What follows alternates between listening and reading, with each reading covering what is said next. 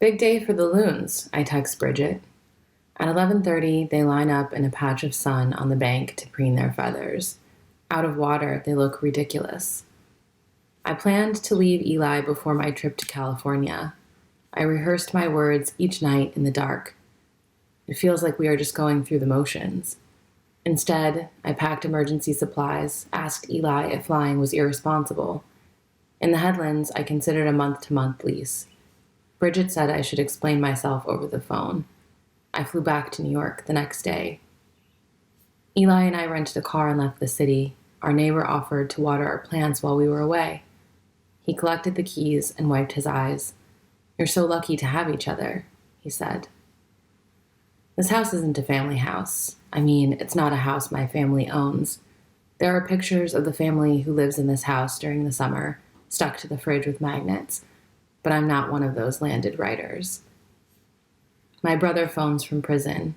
"We're all in solitary confinement now," I tell him, and he laughs. It isn't like New York here. I have an office. We moved the ping pong table out of the sunroom and into the hallway we don't use, shifted a couch from the living room. My desk is a painted table with matching chairs, the upholstery a cheery floral print, pushed next to a window that looks out over the lake. I found binoculars in the drawer I claimed for underwear and set them on the windowsill.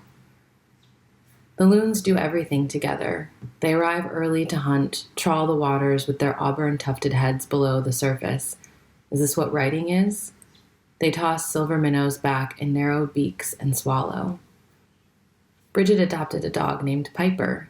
The theory is that dogs are an effective shield for loneliness. I think maybe I should get a dog. I buy a case of wine. The next time I spend $100 on wine, I decide it will be the boxed kind. Quantity over quality, I say. This is practical in other ways, too. Boxes can be broken down. Aaron, my ex, calls every day, sometimes twice. The second time, he is weeping drunk. I'm not a professional, I say. Until you are honest about your feelings, guilt, shame, rejection, inadequacy, you won't be able to quit. The last time we slept together, was that pity? He asks. It snows all month long. Usually it doesn't stick. Today, the sandy patch past the grass is white. No loons, just me at the window, the frozen landscape, the hard gray lake. Bridget texts photos of the bruises on her arm, her thigh, her calf. There's a bloody puncture wound on her forearm. She calls me sobbing. After an 8-day observation period, it is decided that Piper must be put down. The cans and glass bottles have begun to pile up. I organize them like with like, filling paper bags and stuffing them, overflowing, into the mudroom closet. I wonder how we will transport them when we finally dispose of them. You exhaust yourself taking care of everyone else. There's nothing left for me, Eli says. I need to feel connected, I tell him, but I take care of him too. I always knew I'd never kill myself because dusk comes once a day. I prefer the long summer twilight. In winter, the time is short, bare trees black against the savage blue. Even this is worthy. Things left behind I wish for. Vibrator, nail polish, a bra that doesn't look like maternity wear. Loons have 4 types of calls: the wail, the hoot, the yodel, the tremolo. Eli set his phone face down on the quilt, and we stared up at the ceiling, listening. Outside the bedroom window, the cry came again and again. Think they'll stay? It doesn't feel like a love story. The professor speaks to us from the screen. What does connection look like when the bar is survival? I watch the loons.